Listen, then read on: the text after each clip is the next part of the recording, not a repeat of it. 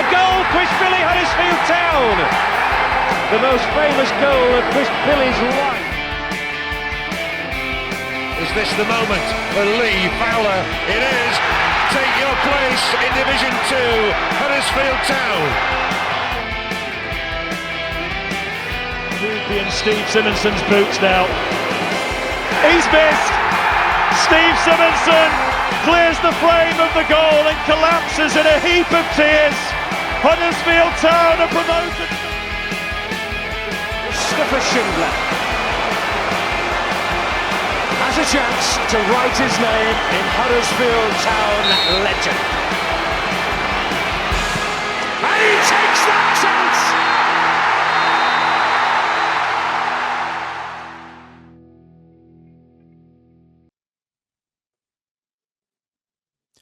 Hello and welcome to the Andy Takes That Chance podcast. It's a win for Worthy as Town bounce back from 2 defeats on the road as Town do the double over the Stags.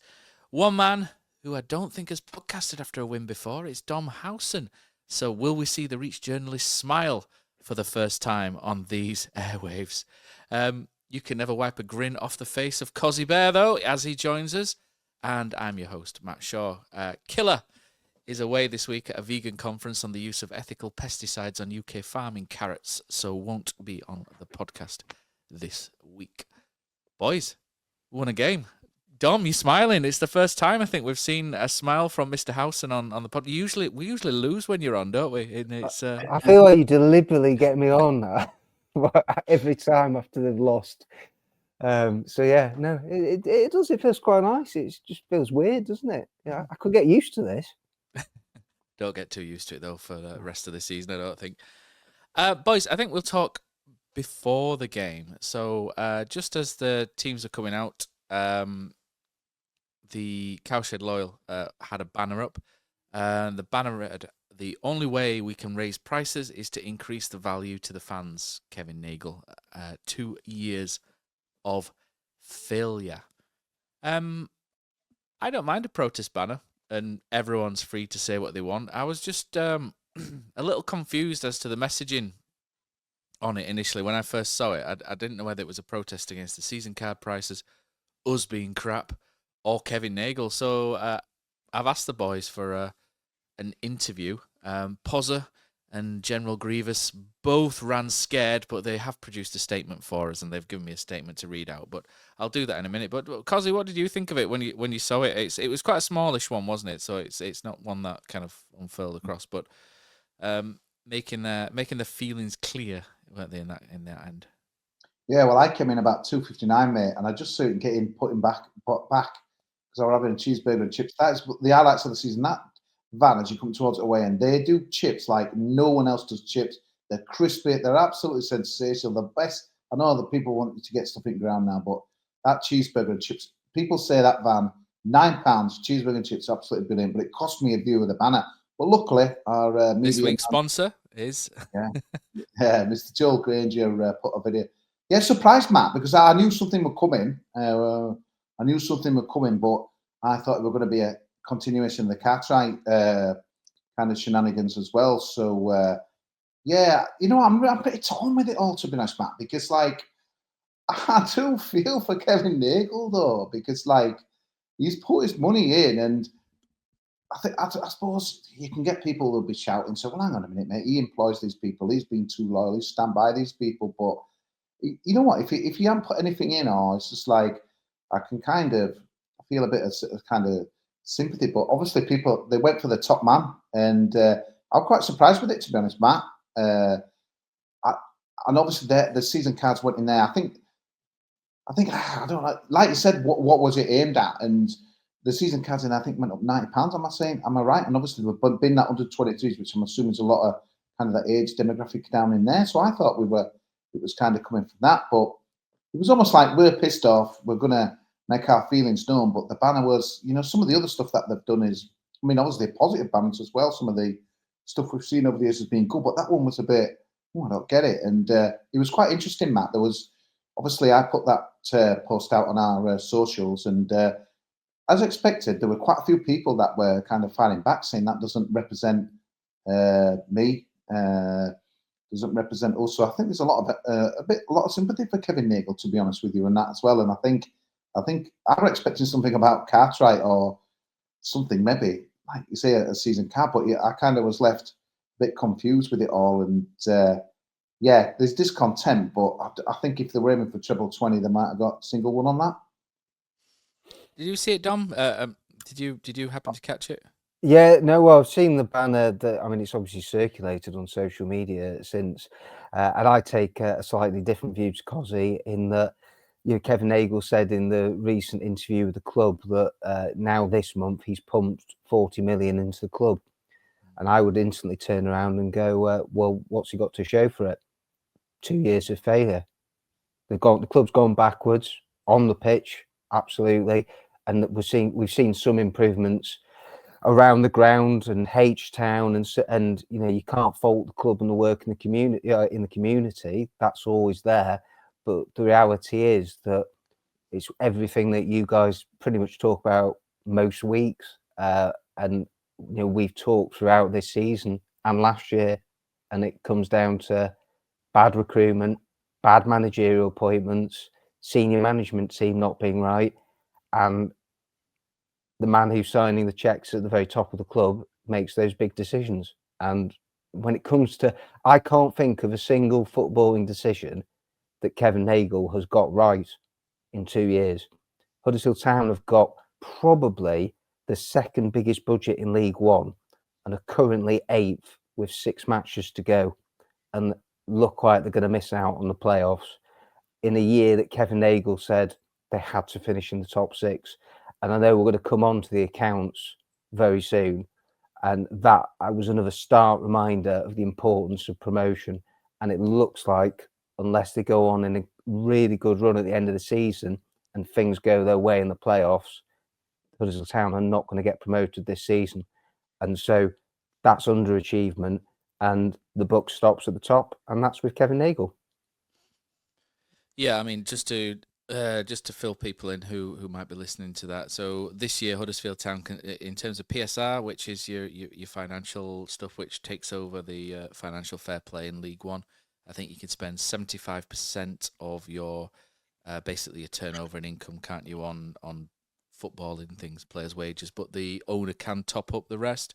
It's changing next season, so the rules next season is you can only spend 60% of what you turn over on your wages and your football side of things. So it's going to be more difficult the longer Town stay, and that's why Kevin Nagle wanted to push on this year, and unfortunately it's not happened. But I'll get to that Cowshed Loyal statement. So Pos and the boys did put something together for me, which was great. So thanks, boys, for that. The Cowshed Loyal statement says, the announcement of the new prices came as a shock. I think everyone knew a rise was coming, but it was the large jump that concerned us, especially given Nagle had said until value increased, they couldn't justify the price rises. We are also very concerned with the removal of the under-23 category. The interprice into an adult ticket is even bigger, and given that age range is a key demographic of the Cowshed Loyal, we feel it particularly harmful when considering atmosphere within the stadium next season, as many will struggle to afford the higher prices. We obviously did the statement alongside others, but we really wanted to hammer home the point in the stadium, as well to those who may not use or see social media. Given the message and the quote chosen, the aim was to put pressure on the club to reconsider the decision to increase prices for all fans by such a large percentage.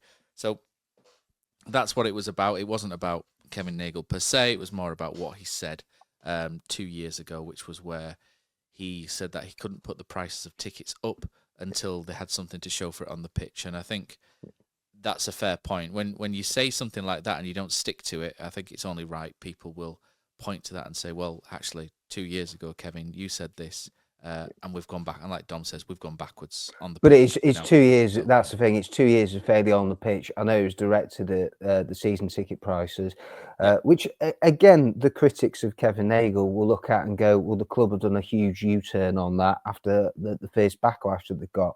And so was that strong leadership there? So that's another subject where you will get the critics out for Kevin Nagle, where people are questioning the decision making at the top of the football club. So thanks to the Cowshed Loyal boys for the statement. I really hope they continue next season, because when Town get on a roll, the atmosphere is really important in the stadium to keep that going, and everybody's singing from the same hymn sheet. Not to use a cliche there, but it'd be really good if we can get the Cowshed Low bouncing for the rest of this season and the end of and next season, because it can really help push us on. And we saw that in 2016, didn't we, Cozzy? That if the stadium's bouncing, it really helps the players on the pitch, and that's what we all want. So good luck to the boys. Let's talk about the game. Josh Koroma left out. I think me and Killer expected him to start in the driving. We thought he'd be a shoo-in on the left-hand side. Town playing in that 4-2-3-1. Sorensen came in at right back for Ollie Turton. Ollie Turton had a couple of rough games, and Sorensen came in. Balker continued, so 3 games in a week for Radinho Balker. Obviously went off at the hour mark in each one, so his minutes are being managed currently. Matty Pearson alongside him. Matty Pearson had a very Matty Pearson game. Josh Ruffles kept in at left back. I thought he had a pretty steady game. Did Josh Ruffles? Midfield was Hodge and Kasumu. Ben Wiles went to the number 10 role. Left wing was Ruben Roskin. Taylor was up front. Joe Taylor is, and Chirua was Tuanda Chirua was the right-hand side, but he followed on from what Callum Marshall's been doing and tucked right in next to Taylor to almost make 2 strikers at the start, and that kind of differed throughout the first half, and they moved him to the right-hand side during the first half. I think the idea was to tuck him right in and bring people inside, and then Sorensen would go on the outside and create the overlap to try and get down that hand side. But it didn't really work in the first half. Town were very flat, I think, to be kind. The first real point of the game, Cozzy, the first real thing to happen was Jordan Bowery, a man who me and Killer highlighted on the driving as someone who used to play up front and is continually and gradually gone further and further back to the point of from striker to winger to right back to centre back. He was kind of playing like a left back role and he cut in and he hit a really good shot that hit the post. And Will Evans, who's a striker who I quite like, misses a sitter for Mansfield. And I think if Mansfield go 1-0 up here, Cozzy, it's a completely different game. And Town probably you'll see mental fragilities push through in this game, but we had a couple of slices of luck in this game, and I think that was the very first one, and it's a huge slice, isn't it, mate? It is. I thought they'd give an offside if they put it in, but who's to know? But the one thing that struck me, Matt, with that incident and just the start, just a lack of intensity in the performance. I expected to be kind of mentally fragile after what's happened. It's been a brutal couple of games before, but it was unbelievable. If you look at that chance, I remember seeing it live, and he kind of stood out, and seen it today there. But Sorensen just kind of ambles over. It's like, oh shit, hang on a minute. I think I'm probably have to have a wander over and see if I can stop, the cross coming. And then Chiro was like, kind of just walking back as well. It's like, oh shit, yeah, I'm probably gonna have to have a go here, try and stop a cross coming in. And it was just shocking. Like it just felt, Matt, that first half hour almost like team 14 versus 15 or something in the league. It just felt like an end of season game with nothing riding on it whatsoever, and people just waiting to go on the beach and just start for next season. I was shocked, and like you said, Matt, it's dread to think if that had gone in, what would have happened, and that as well. You can't say it with the crowd putting him off behind the goal, will you? Because there were about 5 people that sat behind the goal yesterday. But a bad miss, and Mansfield were pretty toothless like throughout the game. Well, we mentioned all the other stuff later on, but it's But I just thought the intensity. I didn't expect us, don't get me wrong, to be like heavy metal football or whatever we used to say under when Wagner were there. But it was just so poor. There's no excuses for the quality. Yeah, but as I say, isn't it, Cossie? There's no excuses for the lack of tempo and intensity. Right, when Worthy's made 4 changes, so he's trying to freshen things up, and he's tweaked the system, and so you'd expect an improvement after what we'd seen from the 2 away matches. But I think a concern for Town going into the run-in is that defensively they just look so suspect now. It's now 9 matches without a clean sheet. They're massively missing Tom Lees at the back. And I know that he's someone that does divide opinion, but I think they really miss No, his it's solid, experience solid. and steel. I just think he certainly makes them better. And it's when you get to the crunch time now, this is when you need your leaders. And I know he's not the most vocal, but look, what Tom Lees does is he more often than not, he does the simple things and the basics well. And that's what I think Town are missing, a bit of that organisation at the back and a bit of know-how. And then this is where you could do with Jonathan Hogg, isn't it, really, being in this prime in midfield, maybe not the Jonathan Hogg that Town have got now. Players who can calm situations down when they come under the cosh. But the reality is that Mansfield, if they take that chance in the first half, or the one that flashed wide in the second half from the corner, and it's now 2 matches where Town have conceded from set pieces in a row. That's a growing concern as well, or areas of where they've got to sharpen up pretty quickly. If they're going to put a run together to get in that top 6. Just looking at some of the stats, there's literally nothing else to mention from the first half. I thought the first half was dire. It was dire. It was really, really poor. And I know Worthy this isn't how Jonathan Worthington wants Huddersfield Town to play. It's not. I could see him on the touchline really trying to push them on, really trying to get into them and encourage and cajole and doing everything he could on the touchline. But the players just didn't want it. It was frustrating. And Mansfield. Do we just think it's a lack of confidence, though, guys? Do we just think? I just think it's a lack of giving a shit with some of them. To be honest, Dom, I just don't think some of them are just. I think when you watch them, I think some of them do. But do you think Charlton battering? When we then saw there was no reaction at Lincoln, no shots on target. If Town had anything about them, they'd have gone to Lincoln and won.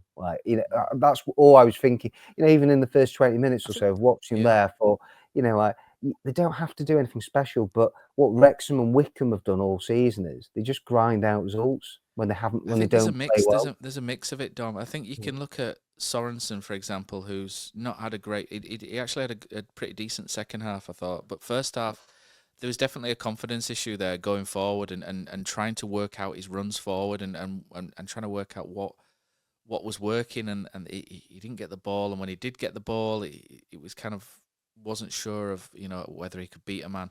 And he's obviously in and out of the side at the minute, so he can't get a run together. I think someone like him is probably a confidence issue.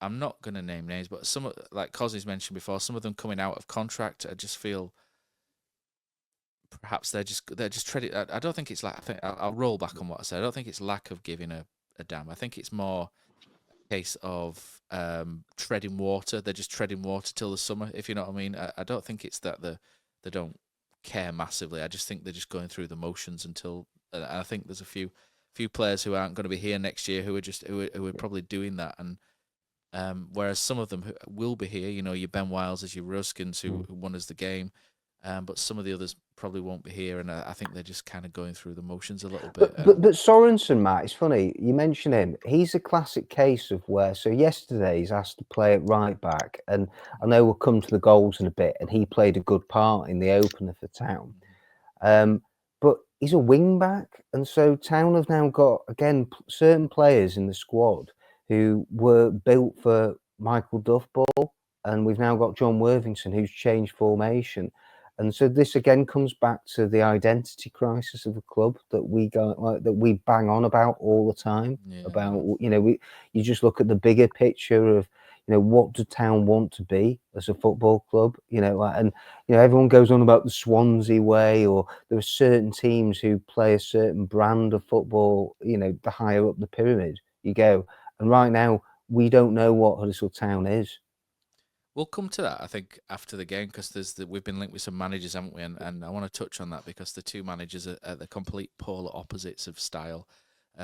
Which, if we have to take it as true, if it is true, then it's kind of concerning. But we'll go through the game, and to me, the only player that came out of the first half with credit really was Joe Hodge. Cause he's done one. If people are listening, I think he's having internet or battery issues or something. But I thought Joe Hodge was good in that first half. For me, he was the only one who continued to show for the ball. He looked busy, energetic, And he was constantly trying to drive the ball. He's not someone who's going to hit 80-yard crossfield passes all the time like Gerrard or anything, but he knits things together quite nicely in that sort of number 6 role. I thought he filled in a couple of times. He saved Josh Ruffles quite early on when he'd lost Akins. And then he did a couple of other things quite well, I felt.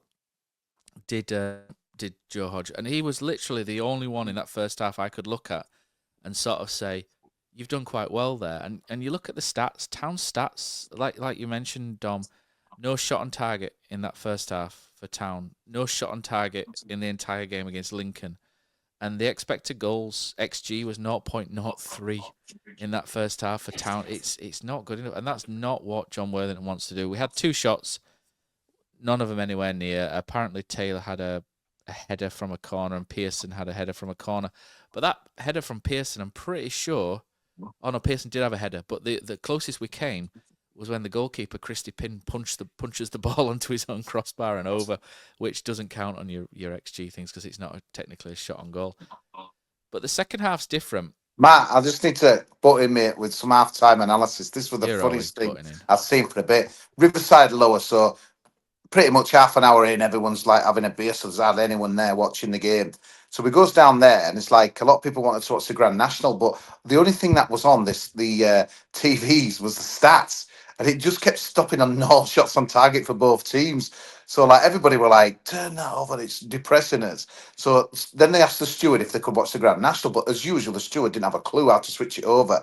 So a guy went over to this TV, and he'd had a good drink, and he were like looking underneath this telly and moving his hand up and stuff like that. And I says to Danny, I says, there's no way this guy is going to, A, know how to change the channel, but B, as if the Grand National's going to be on. And it was unbelievable. So for 3 minutes, you've got this guy underneath his telly. I'm thinking he's going to drop it on his head or whatever and that as well. And everyone's like, hopeful that this drunken guy's going to get Grand National. And it came on. It was unbelievable. He got it on Channel 4 just as it set off. And then, so all of a sudden, like, there must have been a good 100 people that no care that the game had started, like just watching this horse race, but then just move it on a little bit. So like my mate had the phone on, I think it was Racing TV, but it was like a minute ahead of the actual footage that we were seeing. So he was shouting out, the orange horse is going to win, the blue horse is going to come second, and everyone else was like watching it intently like it was actually live, but my mates were ahead of the game in like a minute. It was absolutely hilarious. I was like, go on, God, that orange horse has won, I'm telling you it's won, and that as well. And then some guy says to us, how did you know? And they were like, I had it on the stream, but mate, it was that bad. We were making his own entertainment and that as well. And it reminds me, the only other time I remember like a Grand National character, because I don't obviously gamble now, but we were playing at Preston under, I think it was Simon Grayson. I'm sure we were like 3-0 down at half time or something ridiculous like that. And pretty much the entire concourse were full of Town fans just watching the Grand National. And I always think it's a gauge of how people are fed up with everything and that as well. Is like, if people are going down for a beer, and it's not cheap down there now, it's like people would rather be chatting with their mates, having a beer and watching whatever's on, even if it says no shots on target, than watching the game. And I think that's where it's sad for me is where I sit is people are restless easy. So it were empty, mate, after half an hour. But how could anyone stomach that? I'm sober now, watching that sober for 45 minutes. It was so bad, Matt. And I don't know where it's gone from. The worthy that we saw against Sunderland, and because the team were on its arse then, weren't they? To be fair, when he took over them, but he was getting a bit of a tune up. And did we have a few better players then? I don't know. Maybe Sober Thomas, what have you? But I looked at what Worthy were kind of delivering, and I know we're going to come on to the goals and stuff, but he was just. I don't know. It feels like that Charlton game's really knocked him for six, and his philosophy and DNA and stuff seems to have changed. I thought Lincoln, we were a bit. Obviously, I've not been on any of the pods. I thought Lincoln, we were very cautious. It's like he's almost like, oh God, we can't have a go, now after what happened Saturday. So we just kind of died wondering where this. He were kind of what were we doing. So that first half, where it was so bad, and just. So disappointing, but yeah, I just thought I'd mention that after. It was quite funny actually. The hero of the guy who put the Grand National on it were unbelievable. But I don't think anyone had the winner because you normally get one or two cheering, but no one did. So yeah, misery, man. Thanks to Cosy Scudamore for the nag chat. Yeah, I mean, half time comes. Killer came over to chat to me at half time, and we were just, I was saying to him, only Joe Hodge has played well for me. And he was like, oh no, Ben Wells has played well. And just like, oh, Killer, give it a rest, man. Ben Wells has not played well in that first half. And then And then lo and behold, second half, Ben Wiles comes to life, and he, because me and Killer obviously disagreed on the first half. We definitely didn't disagree on the second half. Ben Wiles was very good in the second half. Him and Ruben Ruskin came to life. Probably the only players who did come to life in the second half. But Mansfield should score early on. There's Craig, the midfielder, hits a shot and it just deflects off Balker and goes just wide. Again, Mansfield should be winning in this game. That could be them 2-0 up at this point. At this point, I think Joe Taylor was a bit flat. You know, we've been working on a new song for him, and obviously, if you don't watch wrestling, you won't get the reference of say his name and he'll appear. I believe in Joe Taylor, but he was very flat, Dom, today. I think we expected a little bit more from him so far. I know he's not fully fit yet. Very difficult game for him to get into as well, isn't it? Because he's got a lot of people far away from him. I've got a lot of sympathy for Joe Taylor at the moment because we're playing at home against a team in the bottom half who aren't very good away from home, and Town started with one up front, and he is not the biggest of strikers. He's quick. He's got a lot of good attributes. I think he makes really intelligent runs, but the service was non-existent into him. Again, he was feeding off scraps. It was the same at Lincoln.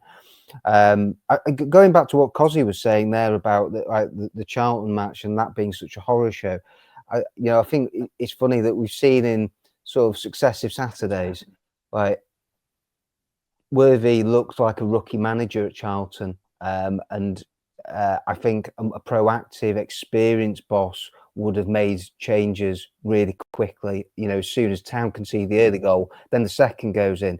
I think you either change the personnel or you change something tactically to try and at least stem the tide and stop it being a battering that ended up being.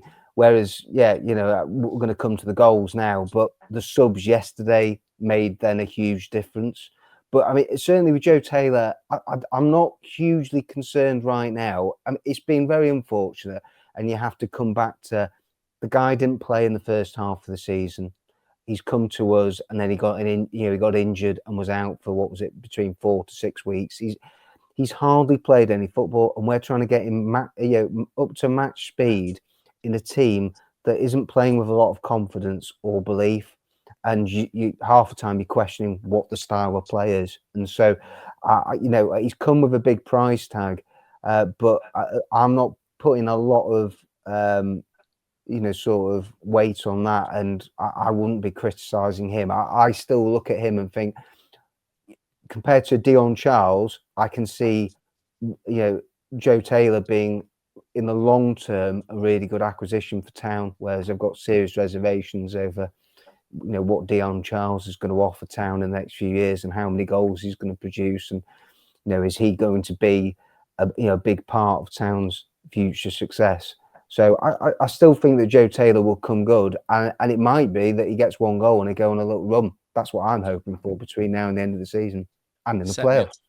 You set me up there for the Dom believes in Joe Taylor chant there. So Dom's very much in the Joe Taylor camp. Cozzy, you were frothing at the mouth, foaming even, with Dion Charles for going to watch Bolton last week. He was booed onto the pitch, which I've got to be honest, I really didn't agree with. He was booed more than Lucas Akins, and we won't go into the Lucas Akins thing, but when you booed onto the pitch by your home fans for going to a football game, it felt a bit much to me, did that? And I'll be honest, I thought Dion Charles was good when he came on. I thought he was lively. I thought he was energetic. It's probably his best performance for Town. He linked play quite well, put himself around, pressed from the front. A bit of a Worthy type of striker, really, in that he can do the things that Worthy wants to do. And he, like I say, linked a little bit better. I don't know if Mansfield switched system at this point as well, which freed up Ruskin a little bit more on our left-hand side. But the booing, I just felt it was, I mean, pay money, have your opinion, etc. But, we can have your opinion on your opinion. And I don't know, it didn't sit well with me, mate, I'll be honest. I'm totally with Cozzy, though, on that. I listening to the pod last week, I was with, I just think for optics, it was totally wrong. and Yeah, it was I don't agree with clueless from Dion Charles and who's advising him. Somebody should have told him, I don't think it's a good idea that you go to watch your former club, but one of town's closest playoff rivals right now, when we're getting into the heat of the battle and the business end of the season. Look, I think it was to be expected he was going to get a few boos. Some fans, some people like you, Matt. I mean, I wouldn't say you weren't bothered, but to you, it's like I a was bit of a bothered. storm. I was bothered that it was at the same time storm Town were playing. Yeah, but you're saying that you wouldn't condone then the booing yesterday, and I understand where you're coming from. Is do you think that's going to make him play better? No, it probably wouldn't, and so I get that argument completely. But then there'll be some fans out there. Cozzy, you might be able to tell us in a minute whether he was one of those who booed him when he came on, but I can sort of understand that view too, of where you feel let down by your player when the club are going through a difficult moment. That was the last thing that Town needed as another talking point, and it was at a press conference. And John Worthington is then having to handle that question and defuse the situation that shouldn't have needed to be diffused in the first place. Yeah, we're interesting, wasn't it? Let them speak. Interesting. They were, because I texted a few people, says I hope Charles has brought his earplugs. But you know what? I don't like it when people boo as own players, and I don't boo anyone. I don't boo anyone, I must say, but honestly, it's not my DNA, so I didn't boo him. But I got it. Stephen Chicken described it as a smattering boos. I thought it was a smattering boos rather than a full stadium. Well, 9,100 Town fans, as it turns out. Kind of woo. And to be fair, I think he got booed on it, but then he kind of chased something down, and there were like people. They were kind of they liked what they saw then. So to me, it was almost like they were making the point, and I think they were right to do it. But he really has split the fan base. It's a real 50-50 because there were people again. I noticed on our socials, Matt, and some other stuff and that as well, saying it were pathetic, and like all of a sudden Rhodes is getting cheered and Charles getting booed, and our fans need to look at themselves in the mirror. But I got it though, even though I'm always against fans kind of getting on players' backs, and God, over the years we've had a go at a lot of the fans for booing XYZ people, passing it back and what have you. But I kind of got it, and I expected it, and I think Dion Charles will have expected it as well. He's a big boy and he's been around the block. He knows what's going on. But I thought it was a bit of a non-story really in the end, because like he did.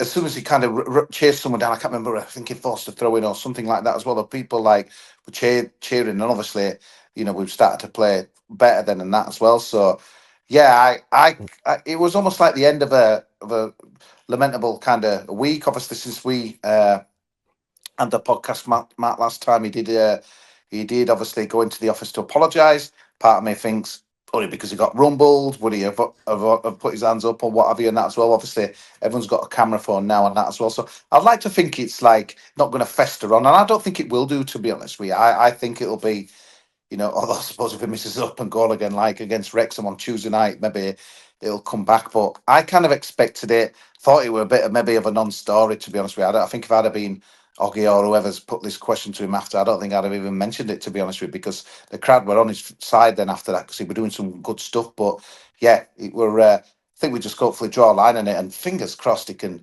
kind of prove everyone wrong and fire Town into the playoffs. But it's it's never good to see your own players getting some stick and that as well. But because to be fair, I don't know if Matt, you might have seen it, but obviously I'm assuming it's been warming up, so I didn't kind of hear like people, or I didn't hear the team getting read out, so I don't know whether people, the announcer said his name, and I'm presuming then there'll be a few boos, but I thought it would have kind of a bit of a non-story, but it's a bit.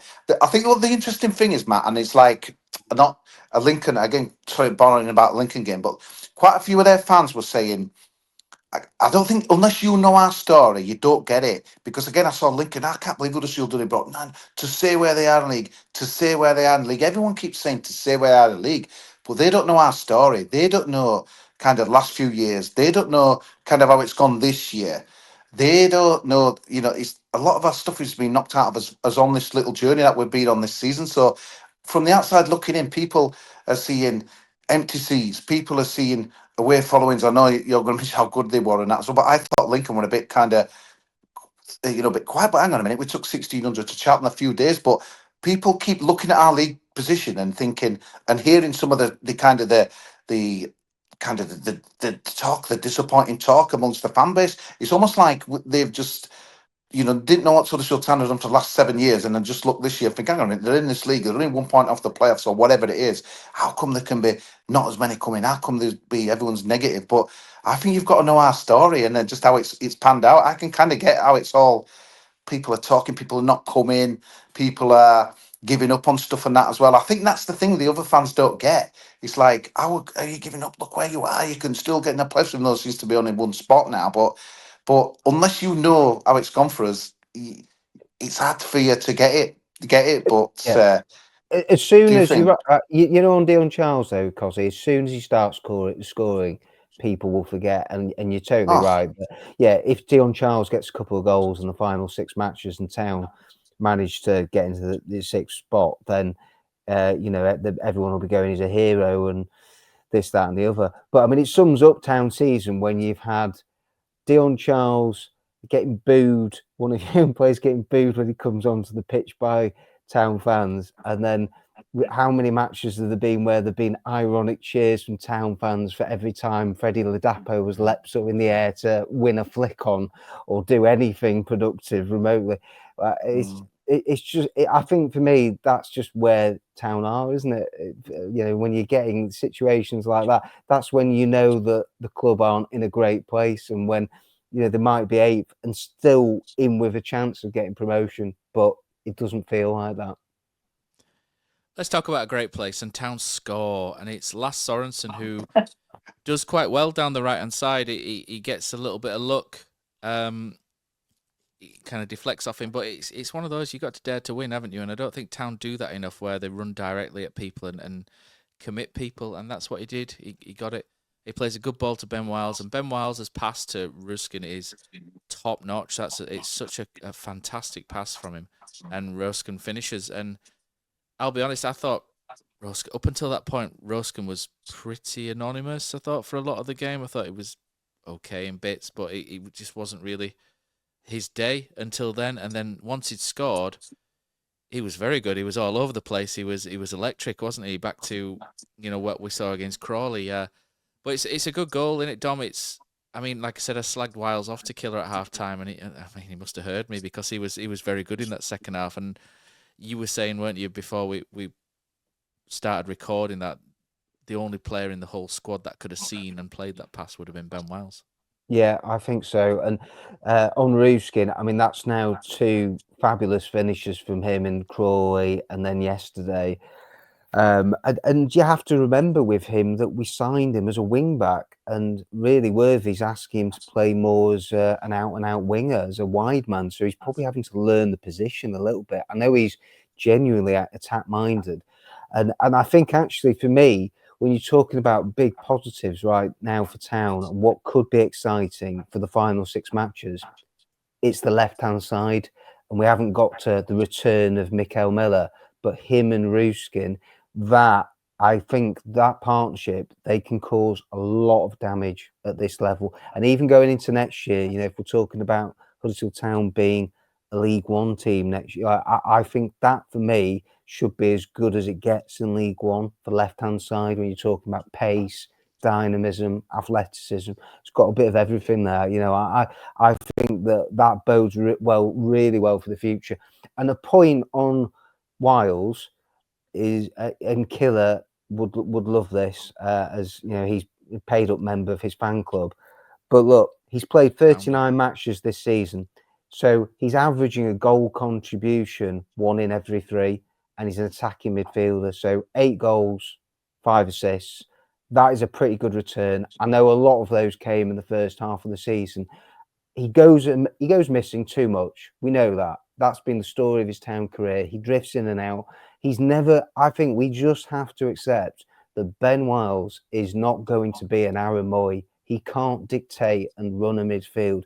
If you think he's going to do that, it's never going to happen. You've got to be realistic. He's in League One for a reason, and he can make the difference at the top end of the pitch. And that's what we've seen, in fits and starts. in his Town career, more so this season. League One is his level, and he should be a top-end League One player. And I think I would say we have seen overall, he'd probably still be in a conversation for Player of the Year for Town. And again, it's not going to be a high bar, but he probably will be when you base it on the numbers.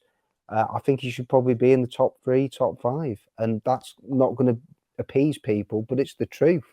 When you look at his performances, and without his end product, where would Town be? I tell you this much: they wouldn't be in the top half. They still wouldn't be in with a chance of the playoffs. That's where Town are at. Which way round would you play Miller and Ruskin then? Because Ruskin had a press conference a couple of weeks ago, and he said he'd only ever played left back for, left back in the Netherlands. Miller. I don't think it really matters, Matt. To me, I mean, I think you could just I think you could just rotate it as much. I think I think any manager for Town now will look at that left-hand side, and when those two are fit, I'm not sure. Like, yeah, you can have a starting position where one's at left back, but then they can interchange. Like that should be quite fluid. I think that's where that partnership it should be really exciting for Town, and I hope that they form a really good sort of like relationship and friendship off the pitch as well, and then you can start to then see the like good interplay and the way they link up on the pitch. I think that's what Town need, and then if they do, then watch out League One. I just think that is, to me, is the best part of Town's team right now. Looking forward, definitely. Cosy, I thought what was incredible was how fit Mikael Miller looked. To say he's not played for 4 months. What about his haircut, Matt? How nice for that? yeah, decent as well. Yeah. He came on and he was energetic. He looked like he'd never left, didn't he? It was really, really good, wasn't it? Really positive, and I think Miller just changed him and Dion Charles, but particularly Miller just changed the game in the last half hour. And like Dom says, he overlapped, he underlapped, and he went past Ruskin, and there's a lot to like there about the two down that left hand side, and Town would ideally like a right hand side version with Sorensen and someone else, but it was good, wasn't it? And you kind of looked at that and you think, if we could get them on the field for an hour against Wickham on Tuesday, then that's maybe where some of the creativity will come from. You know what? Yeah, there's lots being said, obviously, on Miller, and there's been times where I've thought, wow, I think sometimes in football, when you're not playing, your value goes up miles more than when you are. Yeah. But I've been hearing so much about, we've missed Miller so bad. And there's been times where I thought, really, we're good, but has it been as good as what everyone makes out? But wow, on that 30-odd minutes yesterday, 100%. I think the one thing that stood out to me is like, he's been working. He might not have been able to run about a lot for a lot of this, recovery, but Jesus, he's definitely beaten the gym. He looked an absolute man mountain, and all of a sudden it was strange, wasn't it? Because it were like Mansfield were like, bollocks, what we're going to do now? We can't kind of get down this bit, and so we're going to have to do something different. But yeah, it was brilliant, Matt, and like Don was saying, that left-hand side all of a sudden, kind of a bit of a Maverick Ruskin. His celebration was funny. He just kind of stood there. I don't know what. You never know with celebrations whether to read too much into them. Reminded me sometimes them Cantona ones, but it was almost like, yeah, that's what I'm about. Or I don't know if it was a bit of an angry thing or whatever, but or maybe I'm just being a bad psychologist. But yeah, it was quite interesting, really, and it excited me. But again, I think what we've got to say, just like you were saying earlier on, Matt, about Balker's been managed. Unfortunately, I think we're going to be in that place with Miller. I don't think we're going to see him 90 minutes against Wickham, although I could be wrong, but he can't see it for being out so months. And that's been the story. This season's so frustrating. We've got a lot of these guys, Taylor still can't do a 90, Miller. He'll prove me wrong now. He'll probably do 95 minutes on Tuesday night or something, but it's... if anyone can. The difference was huge, Matt. And I'd seen one or two other people thinking it was just like, he just didn't really do like, we just him being back, that it kind of give us that kind of presence, confidence and stuff, but... Man, it was fantastic. All of a sudden, it looked like a problem area had just been fixed, and then you're thinking, how many of these other people that are injured that, Kazumu, there's another guy who's obviously still not back to what he was, but the word's quality, and there's not many quality about what I've seen in League One, and I maybe have underestimated his absence a little bit on the basis of that as well, and it's exciting travelling back, but is it a bit too late? It's a bit frustrating, really. Maybe another 5-10 games before. But yeah, it'd be interesting to see what Worthy does, especially on the more athletic team. I think Wickham on Tuesday night, so that's going to be interesting to see what happens. Whether he gets to start, Matt, but it must be so tempting for Worthy, especially with the season. But then he's got to manage him. I mean, yeah, who'll be a manager there? Yeah, definitely an exciting thing to have Mikael Miller back, which is great. And then Town score again, which and you have to say that the assist from Ruskin is brilliant. You see him played in again, and you just think he's just going to go down the line and just fire it across, but he doesn't. It cuts back inside, and he sees the run from Wiles. It's a very clever late run from Ben Wiles as well. But the pass on his right foot is phenomenally good from Ruben Ruskin, and then Ben Wiles just slides it in past Christy Pym, who didn't make much effort with it, did he? But it's a good goal, isn't it? From that side of thing, from Town, it's just very clever wing play from a man who's never played winger, according to him, until he came to Huddersfield Town. Dom. Yeah, I mean, it wasn't actually the cleanest of finishes from Ben Wiles, it has to be said. And like you said, the goalkeeper didn't make much of an effort. No. But yeah, for Ruskin to pick him out, it was funny. The more you watch that goal, it's the way that the Mansfield defenders, they just all get sucked to the ball, and they just Wiles. I wouldn't say it's an amazing run, but they just nobody tracks him at all, and then to just be completely unmarked there at the back post, and yeah, kept his composure, and it goes back to what I said before about when you look at squad building and the way Town have sort of assembled the midfielders. We expected maybe Anthony Evans to be someone else that would chip in with goals from midfield. That hasn't materialised this season. But outside of Ben Wiles, yeah, it's just as well he has stepped up. As I know Kasumi's got a couple, but you're never going to get loads of goals from Kasumi, Hodge, and Jonathan Hogg. So yeah, it was a lovely goal. The both passes for the goals, that's the highlight of the game, really, wasn't it? Ruskin's pass were unbelievable. I thought with the pass of the season. I get we've got picking a low bar of quality, haven't we? Because just you don't hardly see any quality in League One, and that was just sensational. What a pass! I think it was wrong foot and all, wasn't it? I've watched it back about 5 times and that as well. It was just unless he's two-footed than I. He makes the angle really cleverly, doesn't he? He just cuts back and sees the angle. It's a good bit of play from Ruskin. I think we should say. I think we should say at that point on Ruskin as well, guys, that he's hands down the best signing that Town made in January. In terms of the impact that he's made so far, and you also look at it for the future, and you're looking at that and going, yeah, that's a good bit of business that Town did, and he could be a really important player for Town in the next few years, and he's got potential to grow and get better. And so we criticise the recruitment of Town a lot, and they give us reasons to criticise them a lot. But I think on Ruskin, I think they found a bit of a gem there, and he's done well since coming in. So Matt, I'll take it over now. Loves the Dutch league. Does our head of recruitment. So yeah, so that's it then. The game is done. Mansfield fans are all going back to the Town Centre. The away ends ended rapidly. Town have won the game 2-0. A comfortable last 10 minutes. Honestly, it's unbelievable. I just thought they've nothing to offer here, Mansfield. They've run out of ideas. How can we let them back in? Then they put Aidan, the Beanpole Flint, shades of FLA in the promotion season.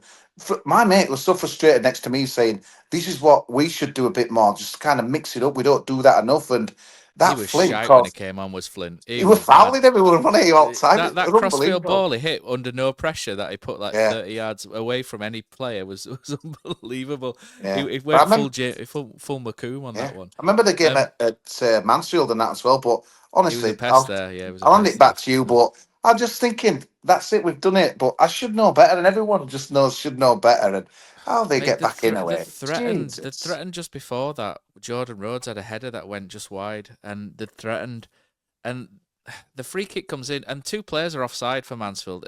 One of them is miles offside. He goes for it. It's very similar to Lonwijk against Reading, where we had the goal disallowed. Matty Pearson gets the goal disallowed against Reading because Lonwijk goes to head it, but he misses it, and then Pearson, who's onside, heads it in. But because Lonwijk was offside, they've given offside. the guy goes to head it at the far post. I can't quite tell who it is for Mansfield, and then Dwyer comes round the back and heads it in. But the guy who goes to head it is well offside. He's literally 5, 6, 7 yards offside. He's miles off. But to be fair, I think we got a fair amount from that referee on the day anyway, so I can't complain too much for what about that first half, Matt, when he went to check that ball with it? D, what an absolute weapon! You remember that corner? The one got played down the line. It was about 5 yards out of play, and someone, I think it was Sorensen, someone hooked it back in, and the ref didn't give a throw in. It was miles out as well. He was pretty. He let us off with one or two things, but that was it was miles. The goal though, I don't know if it was Charles. I've watched it back a few times. I can't make out if it was Charles or Pearson who. But if they were offside, they were offside. But they're both. I don't know. It's Pearson. I would have thought Pearson should have been. I think it was Pearson, wasn't it? Yeah, it was Pearson. Who heads it in. Yeah, Dwyer heads it in. But I mean, I think one thing overall, Cozzy, is I'm really pleased for John Worthington in all this, because I didn't want his tenure this time to be sort of bookended by players kind of just playing out their futures at Huddersfield Town and the results going south and Town falling out of the playoffs and people thinking less of maybe less of his time in charge of Huddersfield. So I was quite pleased that the players pulled together and didn't let him down in this game. And in the end, they got the win. Because John Worthington's a huge asset for Huddersfield Town Football Club. He's a great guy for Huddersfield Town to have around. He's like the modern day Jerry Murphy, if you like, as well.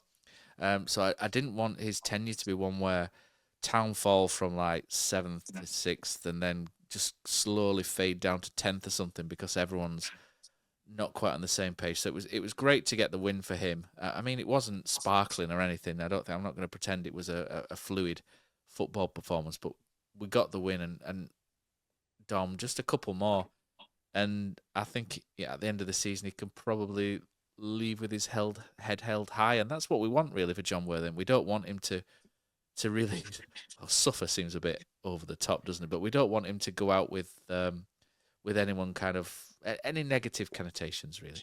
Absolutely, he was a great servant as a player, was worthy, and he's done well with the academy, and this is the second time that he stepped up and taken over on a caretaker basis, and you want him to do well. He's had success with Town as a player, and I would love nothing more than if Worthy took us all the way to Wembley and got us promoted this season. It would be ace, and only I really think if that happened, would he get the job?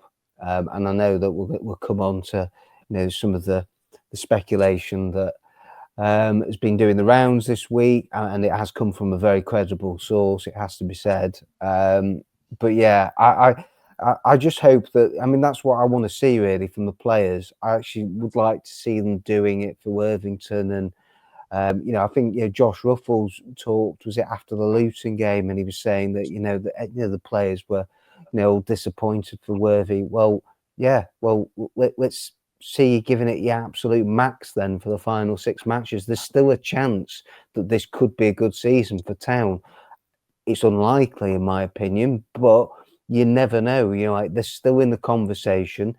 I think they need 4 wins. I said that off the air to you guys. And if they get 4 wins, that'll put them on 76 points. Might not be enough, but they've got to take it deep. Right, if Town could still have a chance going into Leyton Orient on the final day, they should take that. That's where they are now. The damage has been done by the second half of the season. 6 wins out of 19. It's nowhere near good enough. When you see the investment that Nagel, with the signings that were made in January, this team should have way underperformed massively. And we know there's been managerial changes and this, that, and the other. And that's on the players, a lot of it. They have just not, they haven't done enough. And we expected more from this group of players. And really, I think it's a disgrace the 17 points off automatic promotion. For that to already be done with 6 games to go. I went into this season and I've been on this pod, haven't I? Where I thought, jeepers, we could actually see Town get automatically promoted for the first time in 30 odd years. And for us to not be talking about that with 6 games to go, it's just it's ridiculous. Insane, yeah, it is insane, and it shouldn't be at this point. Town should still be in the mix, and they're so far off the pace. And there's so many reasons, as we've already gone into, why that's the case. And so they've got to make the best of a bad situation, and they're the underdogs right now. And Town have got tough games. They haven't done well recently against the top teams, and I think they're going to have to beat at least one of Wycombe at home, Stockport away. And I don't see them as bankers. Leighton Orient have had a really good season, and I think Richie Wellens has done a great job there. The good news is that that'll be a dead rubber for them on the final day, you would have thought. They've got no margin for error now. I really think it's 3 teams playing for that one spot in the playoffs, isn't it? That's the way it's shaping up. But I'm pretty sure I looked at Bolton's running the other day, and it looked pretty kind to me on paper. I don't see Bolton dropping loads of points between now and the end of the season. It's squeaky bum time, isn't it? Yeah, teams will drop points. It's going to get nervous. They almost dropped 2 on Saturday, didn't they? They kind of just got over the line. Yeah. The thing is, I think in Leighton Orient on Good Friday and Exit on the final day. Am I getting them mixed up? Because no, you're getting the last away game, and Orient's at home on the last. The thing is, good job done, Dom. But the big games, the big shake of the dice, can he get the results? I thought, are we good enough to win at Charlton and Lincoln? We've not. I don't think we get a win at Burton on Saturday. I just don't think that's our kind of bear pit, where you got to get stuck in. They'll be proper up for it. I don't fancy us at all on there, and that as well. Wycombe, athletic team, they'll come and have a go. They're probably out a second, but any chance of getting second, they're going to need to win. It's this huge doubt. For me, nothing's much changed, to be honest with you. Can we go to Stockport? Wow. How many points are there now? 9 points? All I'd say is, Cozzy, there's 3 matches out of the 6 I look in from the run-in from Town. They should be beating, should be beating Cambridge at home. They should be winning at Burton away.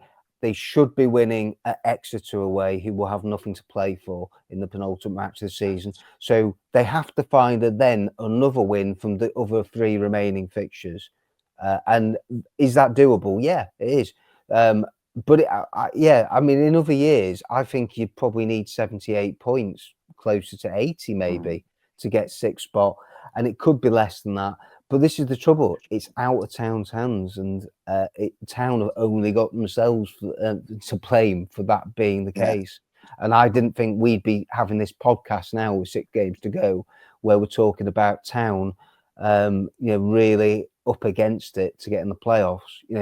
I was thinking Town would be where Stockport are right now, who are 10 points clear of us. That should be Town, and yet. Your Town might miss out, and Nagel's talked about the importance of Town getting promoted this season, and at the moment it looks a bit of a long shot. They don't make wild decisions at Stockport, Tom. They lost Louis Barry. They didn't panic. They Challoner. They don't panic. They believe in the guy, and they believe he's the man to take him forward. We believed in Duff, and all of a sudden out he goes. You can't tell me that we've got a better chance of promotion with Worthington and then Duff. Some people think we have. I don't see it. And Brighton Writer, and we've had experienced managers. It's such an hard job. Brighton Writer's one of the most experienced guys we're around, but even he couldn't solve it. Warnock kind of got a tune in a miracle and stuff. Going on and on. But Matt, it's what you said the other day. It's quite interesting. Again, late winner wanted on Tuesday for Bolton. I think that tells you all you need to know about the teams that go up and stuff. I mean, I know it's kind of chiseled out a little bit for Leeds and long way continue, but late goals, we just don't get any of them. And then you look at why don't you get any of them? Because I'll tell you what, we don't fight till the end. We don't give everything on the shirt. Pressure, do we? We don't give a shit enough to come on. We don't do out different. Let's stick a defender up. When we saw Nichols come up against Lincoln, that were it would, like you said, Matt, on Tuesday. I've never heard you and Killers depressed as doing a podcast. I know it was a bit awkward having to do some 30 minutes after the game when we'd seen what we'd seen there, but that's somewhere with that. It's like if you saw that fight or give everything to the end and stuff, it's just not. And it's interesting. Peter Jackson's birthday today, and Lee Morris put that shirt up again in that picture of Jack or young Jack in the office. Wear this shirt. What did you say? Wear this shirt with that and pride. I can't remember exact words. Honor and pride. Honor and pride, and that's gone. Wear the shirt with honor and pride. Yeah, that's gone. That we're just looking for that to come back. Never mind promotion or whatever. Just the basics of what we want to see out of his team has just been long gone. And even if people like Worthy and Warnock got a tune, but these are proper club men who love Huddersfield Town, and if they can't get it, then why should anyone else? But it's it just makes me sad. I can't believe that there's just one spot available. It's unbelievable, isn't it? One spot available. And Reading, why should they fight until the end? They've got that horrendous son and die young, but they're doing it. You've got to give them maximum credit. They won yesterday. And they lost their manager. It's remarkable what Reading. It's unbelievable. The story. Pride, though, Don. Pride, man. Forget Wrexham going for 3 promotions in a row. If Reading get promoted, finish in the playoffs and get promoted, unbelievable job Noel Hunt has done there with the players after Ruben Sellers, who I think again is a really top promising manager. To lose him halfway through and to pick up the pieces for them to still be going like they are. And we all knew as soon as Schumacher went through the door, Bolton, I knew that they were going to improve massively because he did brilliantly at Plymouth. He's got pedigree. And straight away, I'm thinking that they were going to have a bit of a bounce, and that's exactly what's happened. But they had a dip, though, Dom. They had a bit of dip, but they've come back again, haven't they? They've come back that Wigan one. But they've still picked up a lot of points, and overall have done well under Schumacher. But what you're saying about Stockport, club with a plan, again, just consistently improving, doing well. Brilliant signings, manager who's been there for years, has got multiple promotions, and that's 2 out of your top 4 there in Wrexham and Stockport, who are clubs. They know what they're about, they know what they want to do, and they're doing it. Let's move this on a little bit. So let's finish the Mansfield game as well with our Patreon guys. So thanks very much for signing up for the Patreon. You can do so at www.takesthatchance.com. Whether it's free or whether you pay, we love you both, but it's always good to sign up at least for free, and then you get all the notifications through your emails or through the app that we've got new episodes or new articles out. So I do encourage people to at least sign up for the free one. Thomas Hepworth says, strange one. I thought we were flat up until the subs, but deserved to win in the end. How Evans missed that for them, I'll never know. Today just confirmed what I've thought all season. This squad is largely bereft of magic, with players more akin to grinding results out. The introduction of Miller and the way him, Wiles and Ruskin worked together on the left was great to see, and hopefully something we'll see more of starting Tuesday. Good result, okay performance. Great base to build from on Tuesday. Philip Ross says, poor first half, no real change, didn't look like a team, no real intent in their play, and very little forward momentum. However, second half was much better after the subs. Great to see Miller back, and thought Charles worked his socks off. Still very frustrating to watch, but at least we got the win. Will Shaw says, a strange game. I came away really pleased. Incision. I think we lost 2-3 on chances that should have been buried, but 1 on the stat that matters. The reaction of their fans tells you that they were really pleased with their team, so perhaps we should be pleased with ours for once. Shocking booing of Charles.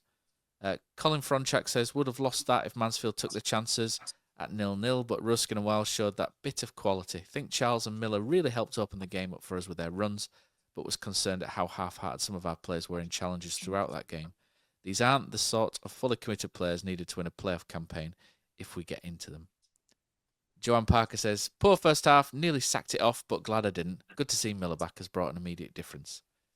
Jeff Dale, who gave me a scolding for my WhatsApp messages coming through onto the episodes recently, and I've amended my ways, so thanks for that, Jeff. He says, got a bit of luck in the first half with their efforts hitting the post and then the follow-up being rather abysmal. Generally felt flat with little in the way of pressing, despite a few giving it a go. Miller coming on made all the difference for me. He gave us an outlet and the game for a short period, and it felt unlocked. He is a top player for sure. 6 more wins, please. It's going to be tighter than a moth's anus.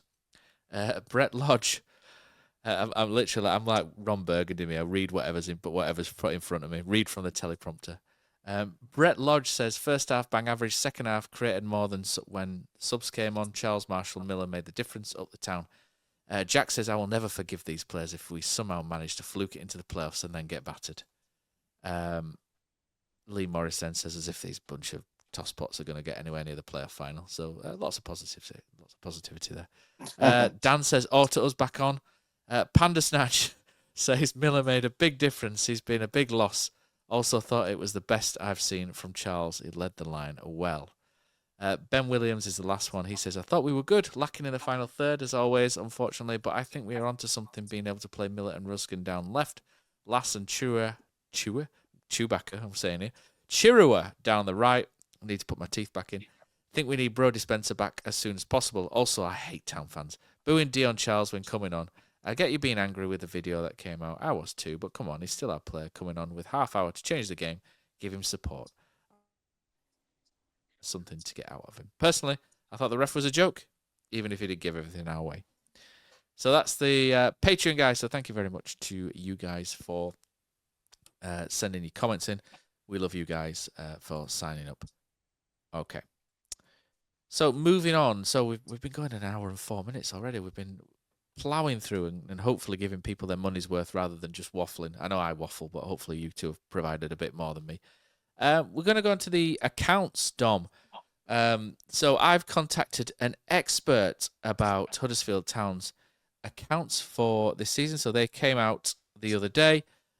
Kevin Nagel's mentioned earlier on that he's put 40 million into Huddersfield Town. So I sought out an expert, somebody who can make Kieran Maguire quake in his boots if he chose to go down the public social media route. And our expert for the finances of Huddersfield Town is Mr. Richard Kosmala. I think he's frozen or he's worried. Mate, what do I know about accounts, mate? You should see my bank balance, but I've got so Jack, one of our Patreon members, he has a little bit of, he tells me he has a little bit of information and a little bit of knowledge around a balance sheet, and he's given us a 2-minute summary now of what Huddersfield Town's accounts look like and whether we should be worried, pleased, etc. And this is what Jack had to say. So the Huddersfield Town financial accounts for the 2023-2024 season are out, and here's a quick little overview. The club has posted a £15 million loss, which is more than double the previous season of £6.4 million, and that's despite revenue staying virtually the same. We earned £18.2 million in revenue compared to £18.1 million in revenue the previous season. The real issue has come from a collapse in player sale profits, which has gone down from £8.9 million to £4.4 million, and a rise in staff costs to £23 million, even though we had a small squad. There's a key line in the accounts around amortisation, which rose to £2.2 million, and that's how the cost of a transfer fee is spread over a player's contract. So a £3 million signing on a 3-year deal becomes £1 million per year in the accounts, showing me I've actually spent quite a bit on the pitch. On top of that, the club spent £707,000 covering managing compensation when managers have been sacked across the season. In terms of funding, Kevin Nagel's support has been absolutely vital. His company, Town FC LLC, have provided £16.9 million across the season to keep the club running. The good news is that these are interest-free loans, which are only repayable if we hit certain triggers like promotion to the Premier League. In the accounts, there is a 5% figure, however that's not real interest and it's just an accounting method to calculate present value. If Town was still in the Championship, this level of loss would have started raising red flags under the EFL's profit and sustainability rules, where Championship clubs are allowed to lose £41.5 million across 3 seasons. We would have been fine this season and probably next, but that sort of losses per year would have eventually landed us in trouble. It's the reason why the club has become super focused on increasing revenue lately, as well as increasing the cost of season tickets. So the main concerns are that the club is technically insolvent. We're operating at a large loss and we're completely dependent on one owner. Player sales are down, wage spend is still high, and the club doesn't seem to be actually getting back into the Championship based on this season's performance. Luckily though, we do seem to have an owner that really cares about the club. If he didn't, he wouldn't give us that money, which is effectively free unless we got into the Premier League, and he wouldn't have put so much money into the club. That said, we really do need to get back into the Championship if we're wanting to stay a football club, but also aspire to be a football club playing in the top leagues of England. There we go. So thanks very much to Jack for providing that information on Huddersfield Town's finances. I think he's right. I think this is where, Dom, people look at Kevin Nagel and kind of go, well, thank God for Kevin Nagel. Because he's effectively creating this situation whereby Huddersfield Town are dependent on one owner, But he's also, you can see with everything he's trying to do, he's trying to increase these revenue streams via the supporters in a lot of cases, through H-Town, through season ticket prices going up, etc. Town really need to create some revenue streams, don't they, through other means, through more partnerships and through bigger sponsors. And it's difficult, isn't it, when you're a northern club in League One, an unfashionable one in many ways, and we're not based in London. It's an area of in poverty, I guess, in some parts of it. It's people, there aren't a lot of businesses in Huddersfield, not big ones anyway, that can afford to throw you a couple of million a year to sponsor a shirt. It's a difficult challenge they've got, isn't it, to do this? And I think we have to be grateful that Kevin's come over, put his own personal money in there at interest-free, without really expecting to get it back unless he's successful. And I think what's kind of good from that is he's backing himself to be successful and to be a success at Huddersfield Town. And if he's not, then we're not going to foot the bill for it, I guess. Oh, we might do, but I think one thing we can safely say about Kevin Nagel is that he doesn't lack confidence. So yeah, we've had many bullish statements and comments from him since he took over at Town, but he has put his money where his mouth is. Yeah, you do have to say that. But to me, the accounts just underline the importance of getting back into the Championship as soon as possible, because straight away when you're talking about revenue streams, the broadcast revenue will go significantly up, and that is what Town are missing. And so if they don't get promoted this season, then I tell you, the accounts will be pretty ugly for next year as well. And Town will, like so many clubs over this time of year, they're posting huge losses. It is to be expected. And should we be grateful that Kevin Nagel is paying the bills and has pumped loads of money into the club and is trying to improve every aspect of the club from top to bottom? Yes, definitely.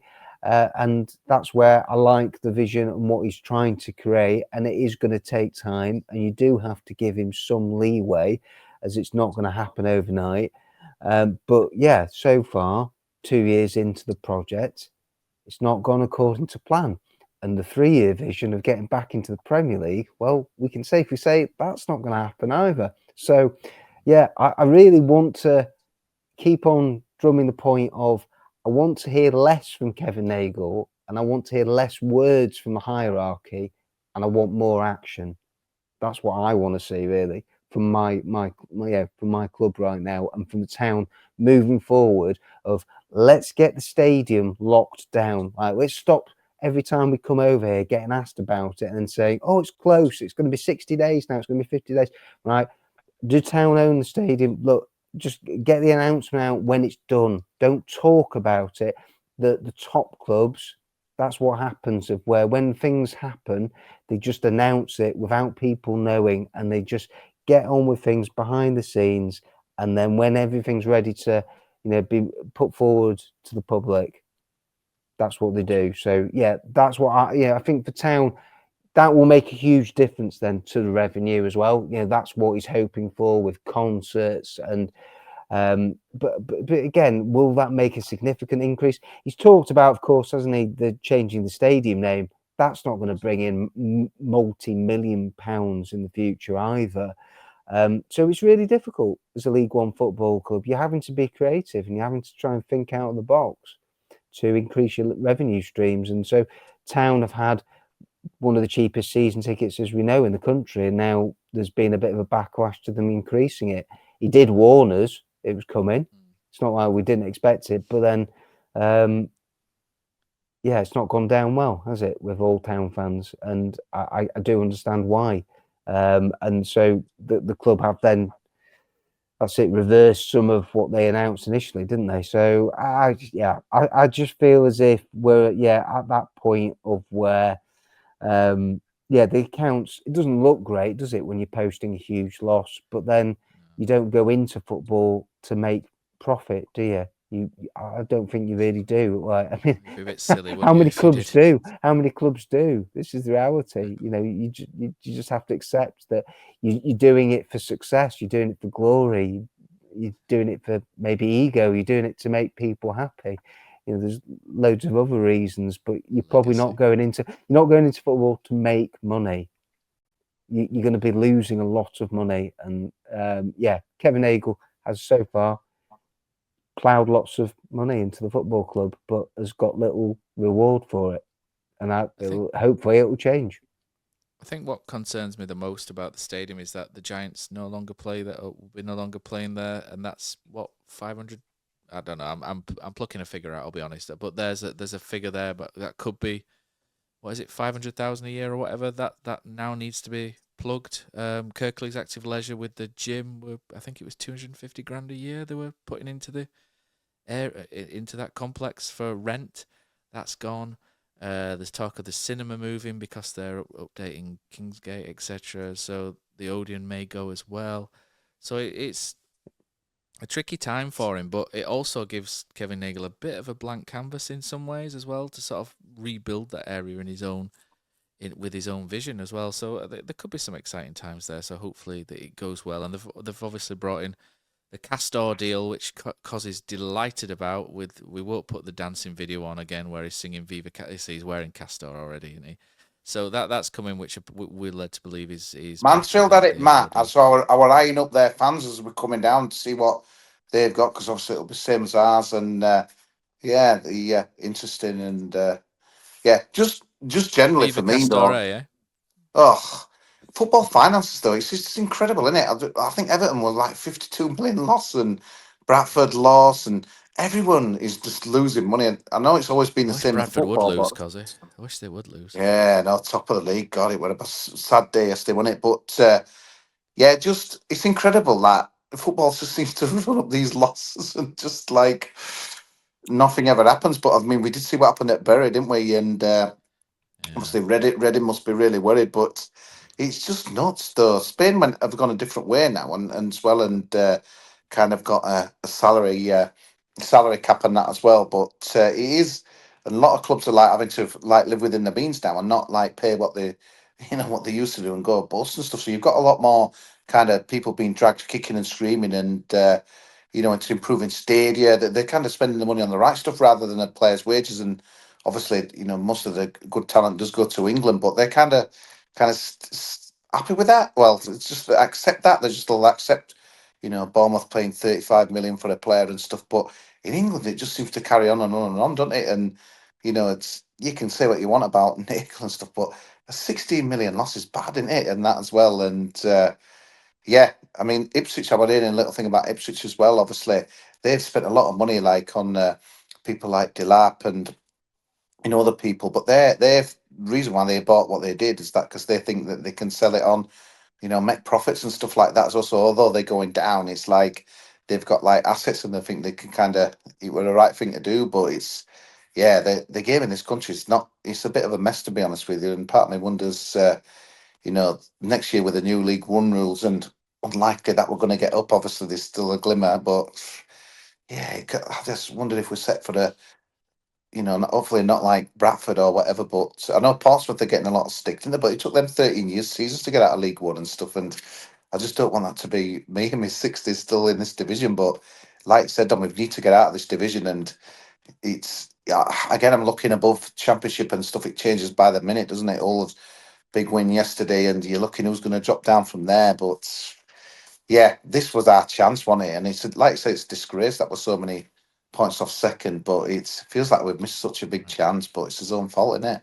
We'll move on. There's been good result today for Town women, Cosy. There was a draw against Doncaster Bells in the County Cup, but Huddersfield Town won on penalties, which is great. So I think they're through to the semi-final now, which is fantastic. So good luck to Town's women, and hopefully they can win that cup once more like they did last year. That'd be fantastic. The last thing that we've got is there is a report from Mike Keegan. Unfortunately, Dom, we're no longer making the paper. It's just a tweet these days. So being in League One, we don't even get to make the paper online. Oh, no, it's not even a paper, is it? It's like an online publication, whatever. Mike Keegan from the Daily Mail is the one who did the tweet. And his tweet just says, as a little siren, it says, "New manager incoming, ? He's told John Huddersfield Town now considering making a change. John Worthington will be caretaker till the end of the season. Back-to-back defeats have prompted a rethink. Paul Warne and Brian Barry Murphy admired. David Wagner would return at the right moment. Now is not that time." Which immediately I put out my picture on social media with the beam of, it's like the Batman with the beam up with the David Wagner cap on there, and then sort of like light the beacons of Almonbury. Huddersfield calls for aid, if we're quoting Lord of the Rings. It doesn't sound like David Wagner will come from that. I would love it if he did. I would love a Chris Markham, David Wagner double act. I think that would get us over the line. Cosey's not a fan of bringing David Wagner back because he likes to keep the memories as they are. But tell us about Paul Warne. You obviously, people think you're a Sheffield Wednesday fan all the time. They still, even though we've said it on this podcast many times that you're a Huddersfield fan, Dom, that happens to report on Sheffield Wednesday, people still think you're a Sheffield Wednesday fan for some reason. You're a Huddersfield fan, but you do live, you do work in South Yorkshire, so you must know all about Paul Warne. Would he be a good fit for Huddersfield Town? Look, I know that the general reaction, I think, from Huddersfield Town fans would be a bit similar to Michael Duff, of where I think there'd be a lot who would be underwhelmed if it was Paul Warne. But I genuinely believe that Paul Warne would give Town the stability that they're craving, and to stop with the managerial hiring and firing. It's ridiculous. Like, Town have to stick with a manager for a full season. It's just like, I shouldn't even be saying that, but I am.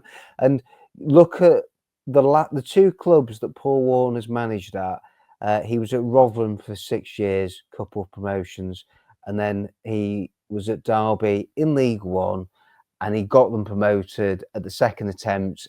And in his first year as well, he I think he got them to the playoffs, so they were really close, and he came in late that season. But I know Paul Warne a little bit, and I've interviewed him a few times. An unbelievable bloke. Just as he regularly likes to say in talks about great human beings. Honestly, one of football's good guys. And I think if actually Huddersfield fans, if he was unveiled as a manager and you heard his first press conference, I'm telling you, you'd warm to him immediately. When it comes to his football, okay, would it always be pleasing on the eye? No, but Neil Warnock in his first time at the football club wasn't pleasing on the eye, but it was mightily effective. And if you're looking for someone to get Huddersfield Town promoted out of this division, he's got 3 promotions out of League One. Who do you think you're going to get who's better than Paul Warne? I mean, it's just, it's there. Like, he's out of work. Like, he's managed a big football club as well in Derby County, who've got, again, great tradition, history, fan base. Loads of pressure came with that, especially in the second year, and he delivered second place. I don't know who Huddersfield Town fans think they could get who's better than Paul Warne, frankly. I'd love to know who's out there that you think Town could get, who could come in and maybe turn around their fortunes. So, to me, I know, but I'm with Cosy in tainting. Do you want to taint the image of the first spell? And come on, David Wagner's not come. I'm amazed David Wagner's not managing in the Championship this season, as I think he did well at Norwich. He got them into the playoffs last year, and they were beaten by a good team down the road that we don't talk about. But they finished in the top 6, and they then got rid of him. And so, yeah, at some point, do I think David Wagner's going to come back to Huddersfield Town? Yeah, I do. But now definitely wouldn't be the right time. And of the managers out there, yeah, is he a really exciting appointment, Paul Warne? No, probably not to a lot of, but he'd maybe be a safe pair of hands. And maybe a safe pair of hands is what Huddersfield Town needs right now as well. And he's good at managing up top And I think that's what it boils down to a lot of the time as well. When it comes to managers, you've got to have great man management, good people skills, and Paul Warner's got that in abundance, and he knows how to manage expectations, and he lives like in and around the area, and so yeah, I'd be fully aboard of that. Would I throw him in right now, or again, would I be trying to appoint him before the end of the season? I feel like just stick with Worthington until the summer and see what happens. You know, there's an element of Town fans out there who've gone, oh, we've written off this season anyway by putting Worthington in charge for the last 10 games of the season. Well, yeah. But then I suppose there is the risk that if Town don't, if they really want Paul Wall, they should go for him now and get him now, because then there's the danger he might not be available in the summer. So yeah, in answering your question, Matt, yes, I'd approve of Paul Wall, but then I approved of Michael Duff, and it didn't work out either. So no, I'd actually rather go for a Paul Warne than a Barry Murphy, who's had one management spell at Rochdale that wasn't a big success. And yes, it's polar opposite in terms of style of play, isn't it? By the sounds of it, I think it'd be more, but Barry Murphy would try to get Town playing maybe a more attractive brand of football, perhaps, than what Paul Warne will mix it up. I mean, it's not to say that Paul Warne would play football that would be unwatchable. I mean, crikey, anything would be better than what's been put out there this season. So, yeah, look, it's winning football. That's what Nagel needs. That's what Town fans need right now. So, if Paul Warne was to come in and Huddersfield Town are going to be in the top 2 next season in League One, then that's what you should be getting behind, as far as I'm concerned. Yeah. Dom, do you think it? Go on, Matt. No, I was just going to say I'm fed up of being bored watching Huddersfield Town, so I'm caught, and I think the club are caught at the minute because Barry Murphy and Paul Warne are polar opposites. And I think when it first came out, I was like, well, number one, if Mark Cartwright's going, as the rumour, who's picking the manager? Because you want your sporting director surely to lead that side of things, the football side of things. Maybe he's staying. Secondly, why are they so polar opposites? If this is true, obviously, we're speaking if this is true. Paul Warne, very direct, very similar to Michael Duff, and then Barry Murphy, complete opposite, who's going to try and play some kind of total football, playing out from the back, which will drive some Town fans wild. It'll be hilarious watching them do that. Cos, I'm just going to mute you a second because there's feedback. So I think my initial thought was, well, is Mark Cartwright? They're not going to come out and say if Mark Cartwright's going right now, are they? But if he is, then your sporting director surely is the one that needs to, project the vision, because he's the one who's got to deliver it. So you kind of want the sporting director to pick him. Paul Warne feels very Mark Cartwright, to be honest. That feels a Mark Cartwright kind of guy. If he's staying and he's picking Paul Warne, fair enough. But if we're changing a sporting director, then they need to be involved in that process. Paul Warne is a promotion specialist. I think he might have 4 now. Is it 4 promotions? Has he got 3 with Rotherham? I think it's 3. I think it's 2 with Rotherham and 1 with Derby. So yeah, so I know what you're saying, Matt. I do. I'm just fed up of watching. I'm more concerned. Football. Yeah, but when I saw Mike Keegan's a well-connected journalist, and so he wouldn't have put that out if there wasn't some semblance of truth. Look, he's got good contacts, Mike, and so I don't doubt that there's something in it. But I mean, I think you totally bang on the money with the point of what concerns me the most is you couldn't get 2 managers who were more at other ends of the spectrum.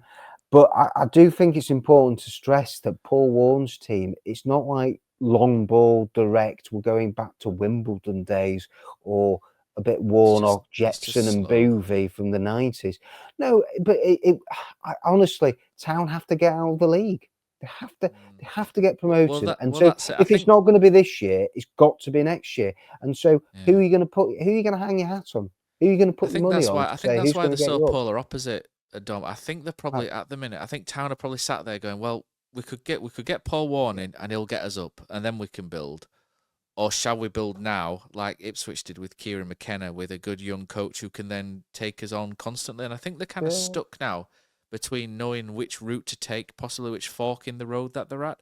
They could go Paul Warne, he could get us promoted. Paul Warne then, unfortunately, seems to get you relegated as well. Back if you. The trouble is too, it's like but you're going off like the last 2 years and the track record of Nagel and his managerial appointments. He has tried, like, again, a man who's got more experience than anybody in the EFL in Warnock.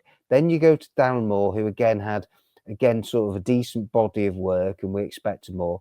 Then he went really left field with a foreign manager in Brighton, Writer, Worthy in between, and then Michael Duff, who is probably the young manager who got Barnsley into the playoffs and got Cheltenham promoted. So I think that Town have already, in the 2 years, I'd say they have already gone like both ends of the spectrum. And so you're totally right of where they don't know what they want, or what are they thinking is going to bring long-term success, and more importantly for me, stability to Town. There is that.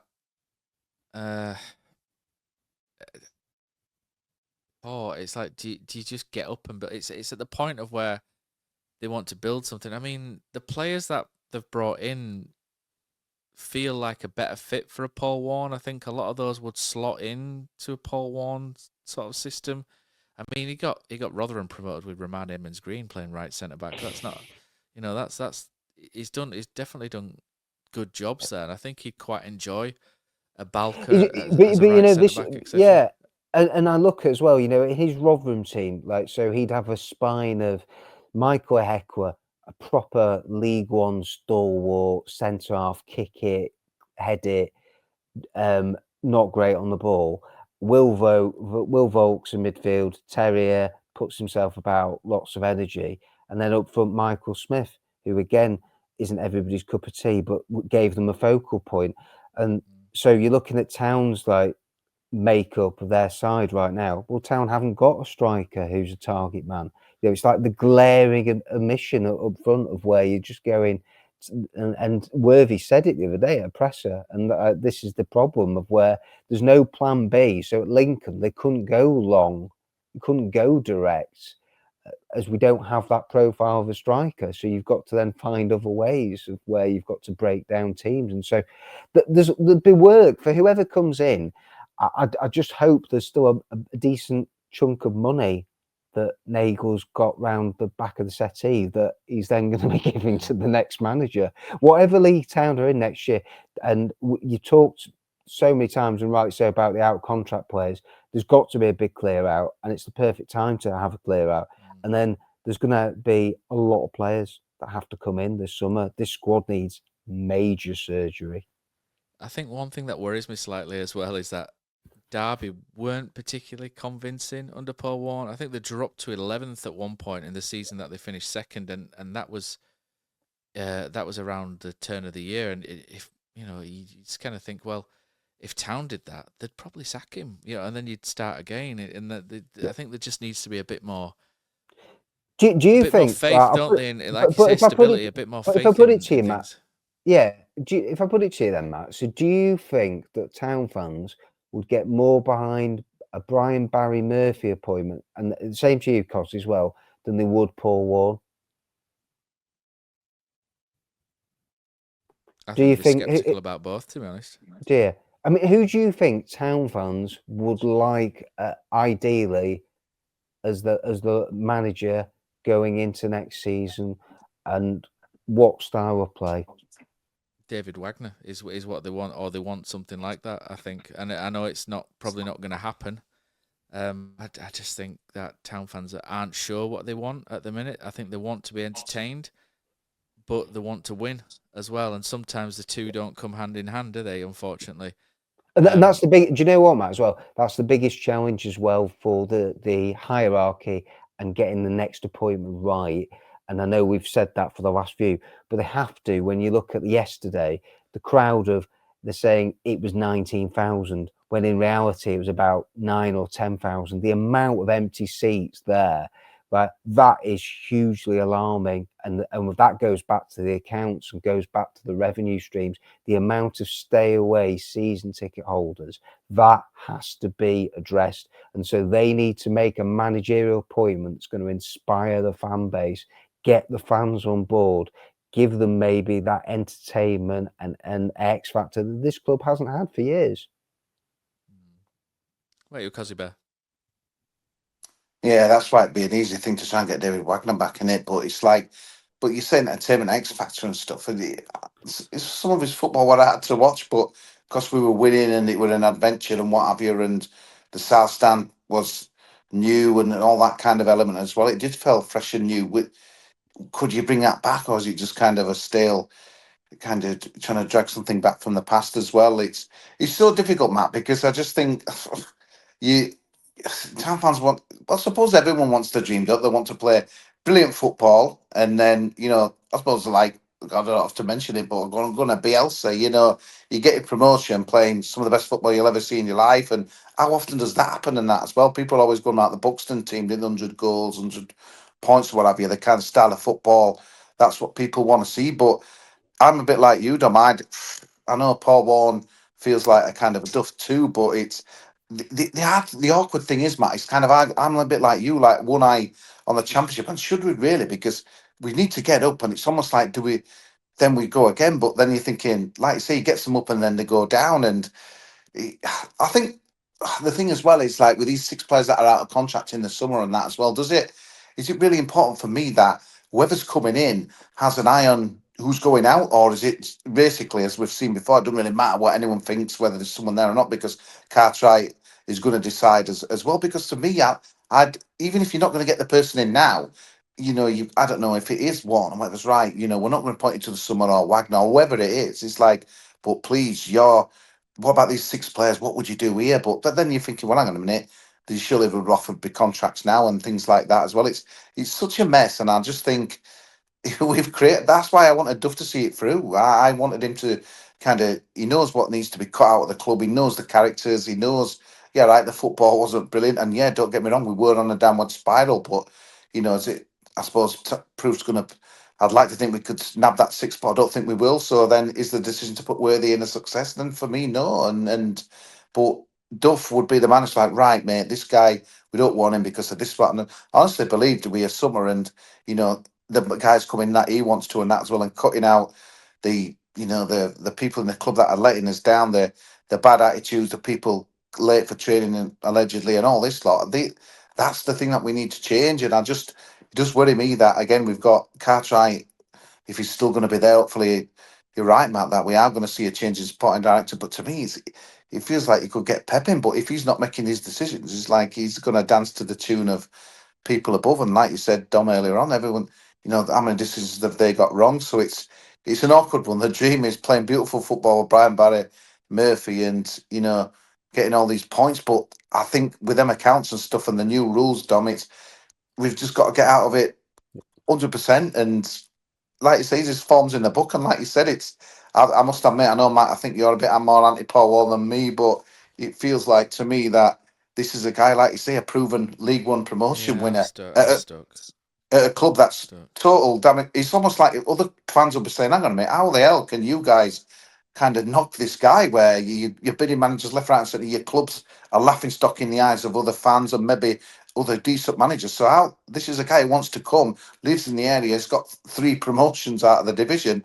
and you're saying no? It's like, you want to get real. I think a lot of people will be shouting us saying that, where it's it makes sense. It makes sense, mate. I mean, I don't think Brian Barry Murphy gets us promoted. I think it'll be very Lee Clark first season kind of thing. The only thing is Paul Warren goes out and gets in a load of salt, especially with Pearson out of contract, Turton, Ruffles, etc. I thought Ruffles was good on Saturday for what it's worth, but with them out of contract, this just allows someone like Paul Warren, who knows this division, who knows what experienced players tick at this level, and he'll go out, bring in some experienced players, and Town will look more solid next season under him than what they have under this. And there'll be times where it's boring, there'll be times where you don't want to go, there'll be times where you can't be bothered going away from home, but Paul Warne does Paul Warne things and he gets you promoted. So it's one of those things, isn't it, where you might have to, if you can grin and bear it for a season and get promoted, I think everybody's happy. But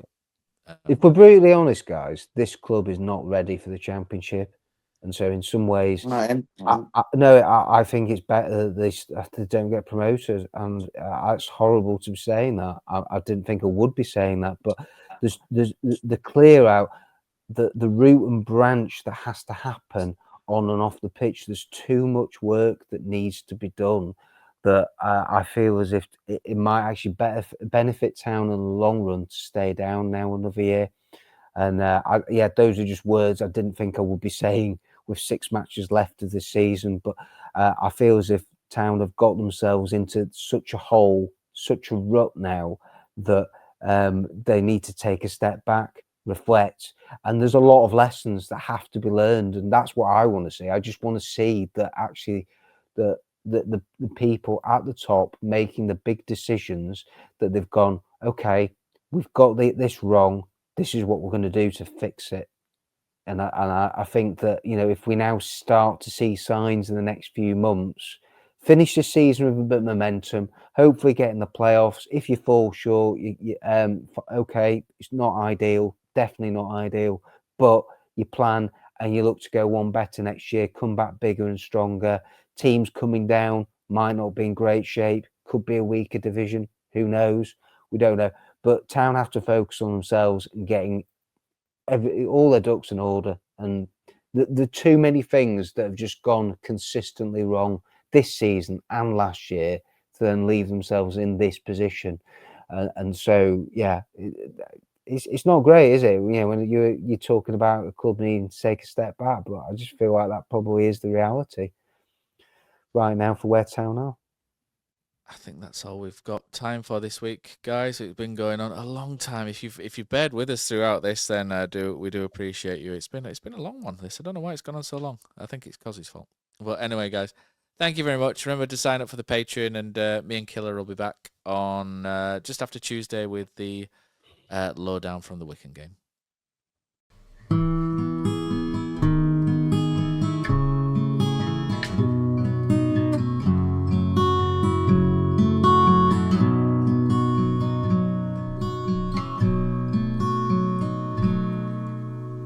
There's a team that is dear to its followers. The colours are bright blue and white. They're a team of renown, and they're the pride of the town. And the game of football is their delight. And all the while upon the field of play, thousands loudly cheer them on the way. Often you can hear them say, who can beat the town today? And then the bells will ring so merrily, and every goal shall be a memory. So Town, play up and bring that cup back to Huddersfield. So Town, play up and bring the cup back to Huddersfield.